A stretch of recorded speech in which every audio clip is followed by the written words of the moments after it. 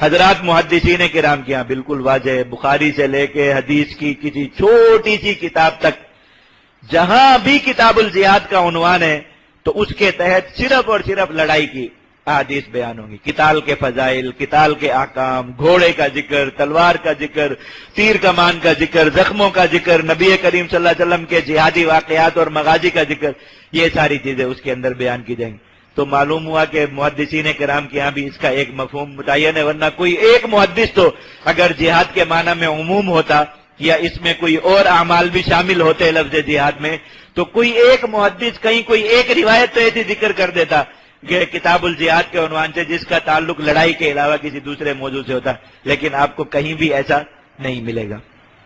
امام بخاری رحمۃ اللہ علیہ کتاب الجہاد کا عنوان قائم کیا، کتاب الجہاد والسیر، یہ دونوں ایک ہی مترادف لفظ ہے، جہاد اور سیر کا ایک ہی معنی ہوتا ہے۔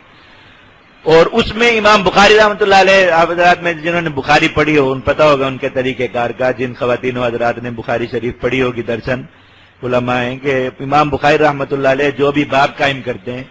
تو سب سے پہلے اس کی دلیل کے طور پہ آیت لاتے ہیں اور پھر حدیث کو اس کے بعد آگے ذکر کرتے ہیں۔ یہ اکثر ابواب میں ان کا یہی طریقہ کار ہوتا ہے اگر اس باب کی مناسبت سے قرآن مجید میں کوئی آیت موجود ہو۔ تو امام بخاری رحمۃ اللہ علیہ نے جہاں جہاد کے احکام ذکر کیے تو اس کتاب کا نام کتاب الجہاد رکھا، کتاب القتال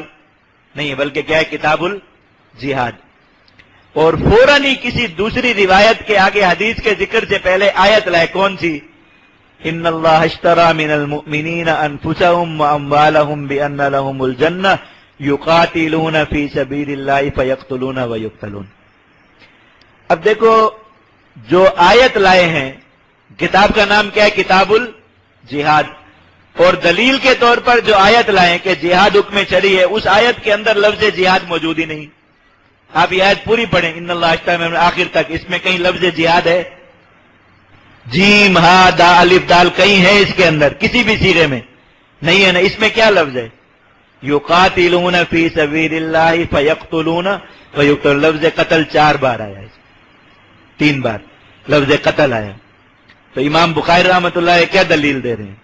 کہ ہم کتاب کا عنوان کیا قائم کر رہے ہیں، کتاب الجہاد، اور جہاد کا معنی کیا ہے، قتال، اس لیے کہ اللہ رب العزت قرآن مجید میں فرمائے یقاتلون فی سبیل اللہ فیقتلون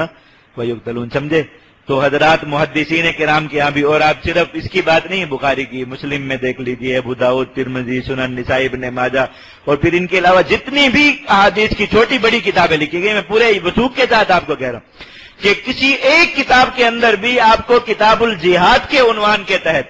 لڑائی کے علاوہ یا لڑائی کے متعلقات کے علاوہ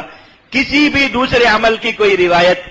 نہیں ملے گی کہ اس میں کسی بھی اور مشکل، کہیں ذکر اللہ کی فضیلت کتاب الجہاد کے عنوان میں بیان ہوئی ہو کہ آپ کہیں کہ ذکر اللہ بھی جہاد ہے، کہیں جو ہے وہ نفس کی مخالفت کی کوئی فضیلت جو ہے وہ کتاب الجہاد کے عنوان سے ذکر ہوئی ہو کہ نفس کی مخالفت کرنا بھی جہاد ہے، کہیں بھی انہوں نے اس کو ذکر نہیں کیا، بلکہ اس کے تحت میں صرف لڑائی کے متعلقات کو ذکر کیا۔ دلیل کیا ہے؟ کس بات کی دلیل ہوئی کہ حضرات محدثین کرام کیا لفظ جہاد کا معنی متعین ہے کہ وہ کیا ہے، قتال ہے۔